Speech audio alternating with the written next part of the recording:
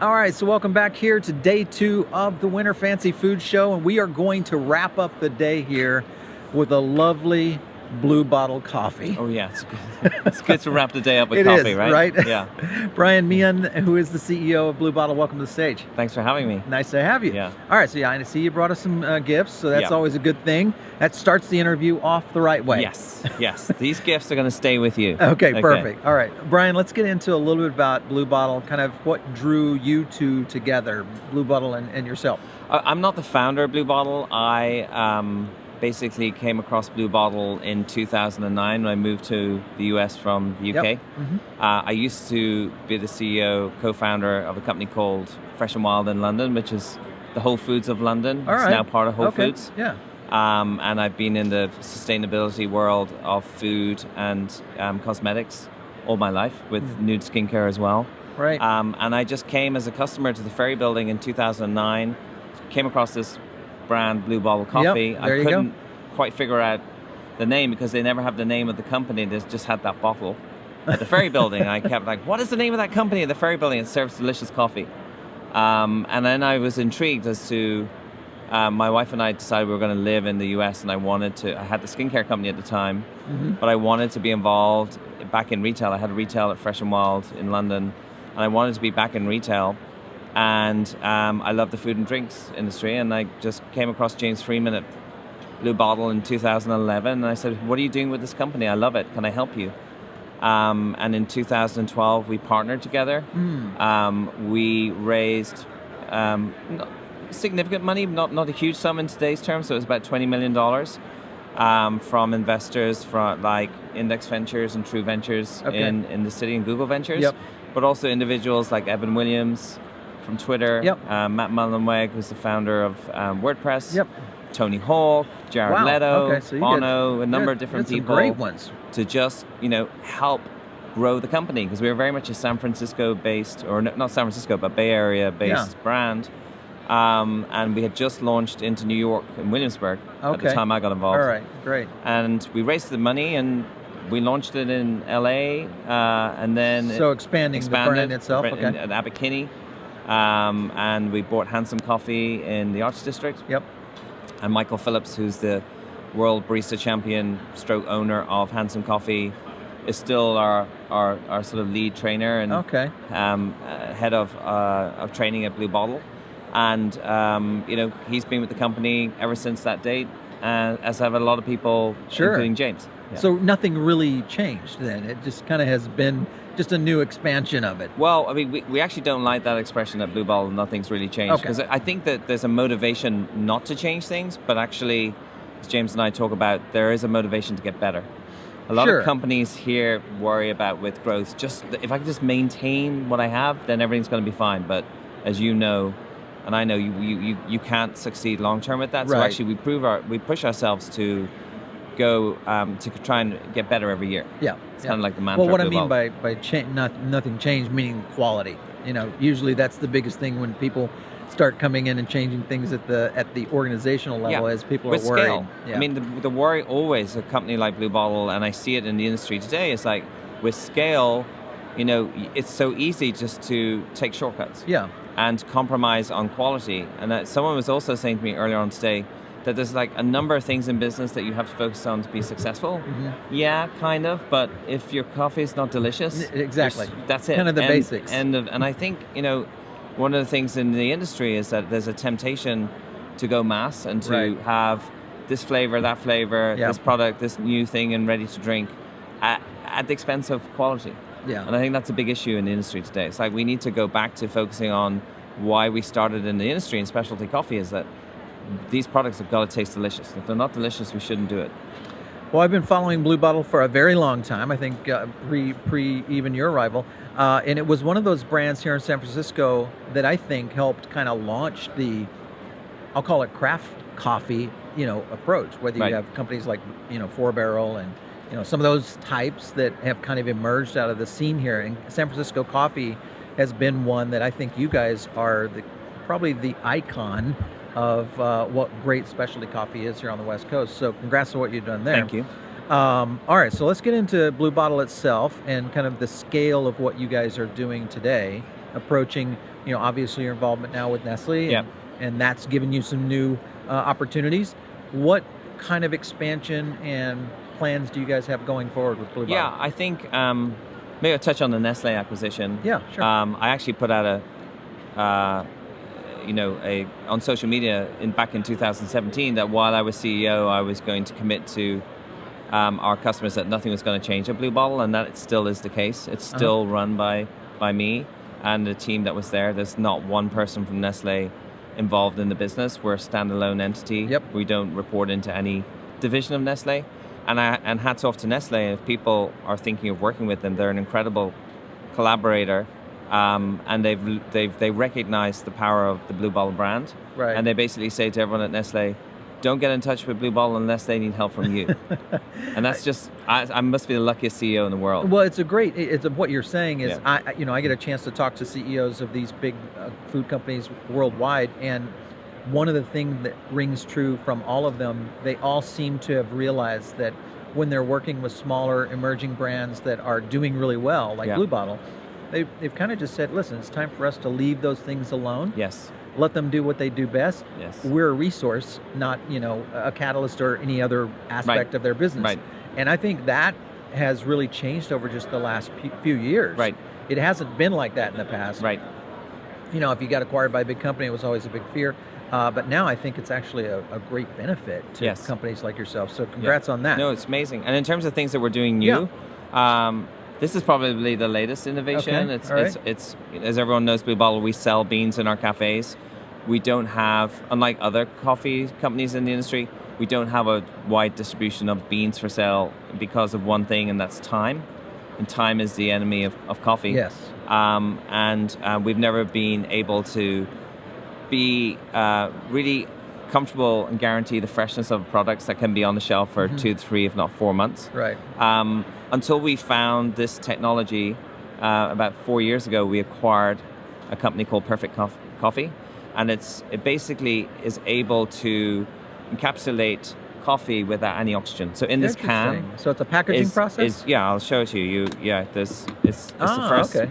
Oh, nice. It opens like a tennis ball can. Oh, the smell that just exploded. Yeah, and you can have a smell of that. But wow, the coffee, even though that's coffee amazing. Can is probably a month old, and will be good for another 3 months. Okay. Once you open it, it's just like it is in our cafe. So you'll have about 2 weeks from the time of opening to use it. Very good, yeah. But if you don't open it, you have 4 months to open it. Okay. Which is a massive innovation. And then people might say, well, yeah, every Starbucks has a year shelf life. Yeah. But I think most coffees deteriorate after 10 days. Yes. And so, you can have a year, but I'm not sure about the quality of it. This is something that Blue Bottle and I'm personally able to guarantee, that this coffee after 4 months, when you open it, will smell and taste as delicious as a Blue Bottle cafe. That's great coffee. In the sense of packaging in the process. I'm surprised that are you guys looking at maybe trying to expand this out? We are going to expand. We're going to be. We're in Bayreuth and we're in Northern California Whole Foods. We are extending that to the Rocky Mountain division and ultimately to New York Whole Foods and other retailers. It's on Amazon.com. Okay. It'll be on other places. But the problem we have right now is we can't keep up with the production because it's not like just a coffee line. You throw it in the can, you put a seal. Yeah. It's a dome that each coffee goes into the can in an oxygen-free environment. So it's a very complicated manufacturing process, which I won't get into in this conversation. But it just means that, it's a very hard thing to produce. Okay. And as a result, because of the fact we want you to consume this within 10 days, 12 days, it's 6 ounces. Best benefit. Well, and that way you keep, so I like that. The portioning is good. So how many units are you now?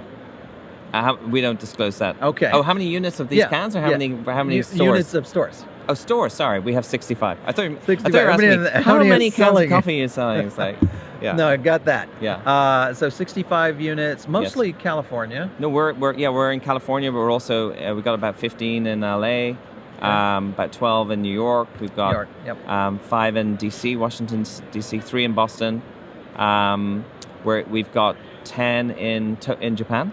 Tokyo, Kobe, and Kyoto. That's great. Good deal. We opened a gift store in Taipei this week, which had the longest lines we've ever had at an opening, even longer than Japan, and that's pretty high. And then we're opening our first set of cafes in Korea, in Seoul, Congratulations. in May of this year. So we've really gone international as well as national. But we're still, what's different is that as we've gone international, we don't license our cafes. We run our cafes, they're our employees. We roast our own coffee in Japan. We will roast our own coffee in Korea.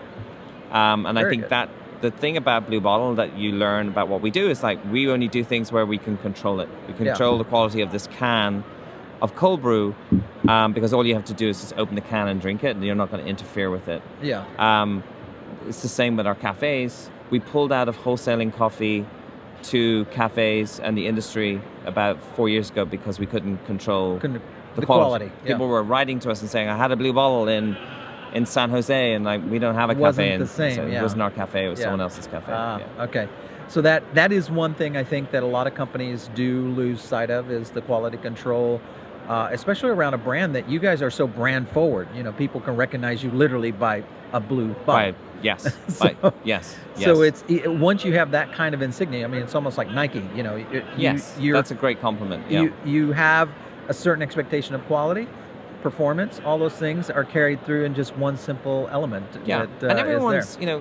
not that we pay attention to this, but people are looking for us not to fail, but, we are, the darling of the specialty coffee industry, and we have done a deal with Nestle, and it's, one could maybe assume that things are going to get worse, and we're going to take shortcuts, and so that was the end of something great. And what it's done for us is it's really raised our bars. We've got a legacy here. We have customers who've supported us for 15 years. We have to keep getting better. Yeah. So it's a real inspiration for us rather than absolutely. change. So in terms of developing stores and growing your market base, is there anything you guys look for that, because obviously your brand is very transportable. It could work in Houston, Texas. It could work over in Atlanta. With one criteria. Okay, what is that? People who like delicious coffee. Okay, well that's an actually, easy one. Well, you say that, but there are a lot of people. So there are regions that are just not as I wouldn't point out drinker. regions, but it's interesting where people are more interested in what artificial sugars we have than where did this coffee come from. Where the bean came from, yeah. That's interesting. Yeah. Okay. This is learning for us too. Yeah, because I'm not going to tell you where that is. I would think coffee is just almost, a unanimous top beverage on almost every table out there. But we're talking about delicious coffee. Yeah, you got a scale of what coffee is. Right. It's the mom and dad's Folgers to something that's here that, if you're going to do that kind of consumption. I did a presentation in Korea. The Korean market are very keen on Blue Bottle. Mm-hmm. They love the brand, they love the coffee. And I was doing a talk at the industry, and there was a young gentleman who said, I missed some of your presentation, but there's one burning question, I just need to know why you're so successful. What is it that you do? And I said, it's very simple. We make delicious coffee. And he went, no, there must be something else. And I said, there isn't. That's it. Yeah. Well, and staying true to those brand standards, I think that's the key thing. All right, so as you see the specialty coffee market really kind of explode, it's been over the past 10 years, has really kind of matured in an essence. Almost every major city has either a great regional brand or someone like yourself that's in there. What do you think has been the catalyst for that? What do you think that has caused that? I think it's very similar to whether it's chocolate or wine or food, or people are getting more educated about what goes into the products that are made around the world and the US, and I think it's education primarily, and events like this that people's tastes are getting better, and they're realizing there's certain things that they should have less of, and there's a difference in qualities of two companies depending on what ingredients they use. Right, sure. And so I just think, the organic food industry, the specialty food industry, restaurants, wine, chocolate, have all played a part in people demanding something better. Yeah, and I think you hit on the point, is education. People are just, their understanding of what great product is now in food and in a beverage space. I mean, I missed lunch today and I wanted to grab something, and I could go into Sweet Green and get, some amazing organic kale, and the chicken was from Mary's in Petaluma, and it's just like, that we couldn't do that. I mean, of course, there were organic salad places. I don't think also Sweet Green's an organic salad offering, but I just think that to be able to go and, I had 15 minutes to get a really high quality salad for $11. 5-10 years ago, that was such a limited, narrow scope of offerings. So now it's a little bit more expanded. which is great. And I think that all that I think is moving the overall industry just in an upward. I think so. Yeah, that's the thing. Things Yeah. are getting better in the world, which is, if that Thank happens, God. then there's progress. Yes, that's right. Not in every area, though, as we know. Yeah, be sure. There are some little hiccups We are we going have in our backwards. society. We're going backwards on the environment. Exactly. Yeah. And I actually also don't see a lot of, even at the show, there's still not a lot of emphasis On on environment. And yeah. it's an easy thing to forget, especially in the current climate. Right. Do you guys, so when you source your beans and work through that whole process, obviously sustainability is all integrated Yeah, in. yeah. What are some of the things that you do that kind of shore that We have aspect up? everything from we have a criteria list that we go around when we meet existing and new farmers. All of our blends are certified organic. On average, Arabica coffee trades at about $1.05 per pound. We pay about $3.50 a pound. So you're working through people who are really using the right kind of practices. High premium. Yep. We could look at labor practices. We look at farming practices. So certain single origin coffees just never going to be certified organic. There's just either it doesn't exist or can't get there. And so we look at how they're farming it and what processes they're using. Are they adding anything to it? And so some of our finest coffees are not certified organic, but they're from a very premium coffee farms. Okay. In Africa and South America, Indonesia. Interesting. And so there's a whole strict list that we use, whether it's use of water, special attention to labor practices. Yeah. And going back to Nestle again, when I think about some of the things that I've learned from them, I haven't been able to put my hand on my heart and say every single supplier of coffee, have we been to that farm to double check when we're not there that there hasn't been any mispractices, because we're not big enough to have that. A company like Nestle would have that, right? And actually has a very strict audit criteria. Interesting. Which now we're applying to Blue Bottle. So that's a great application of how something like big company could implement. And safety. Yep, absolutely. Well, hey, listen, it's been great talking to you today. Fabulous to be here. Thank you very much for your time. Coffee is the easy subject to discuss. Great. Well, maybe you're going to have this now or you're going to have it in the morning? I don't know. I'm going to think about that. Okay. This is nice for end of the day, the cold brew. And why is that? Is there something in the way there's nothing in it and it's just coffee. Like, so it just feels more refreshing. Very refreshing. Yeah. You don't need to drink it all. I like it. Well, I'll take both those. This has got a little bit of chicory and sugar and milk. Okay, then there you go. That's an easy. That's the morning. That's an easy drink. Yeah. Yeah. Thanks for coming in. I appreciate it. Thank you. Great meeting you. Bye. All right. So. Okay. Hang on right here. Oh, I'm running away. That's all right. He's had a little too much coffee today, I think. But thanks again for tuning in right here on SFA Live. We'll catch you on more episodes. Don't forget, we have one more day left here at the Winter Fancy Food Show. We'll see you soon. Sorry. That's okay to happen.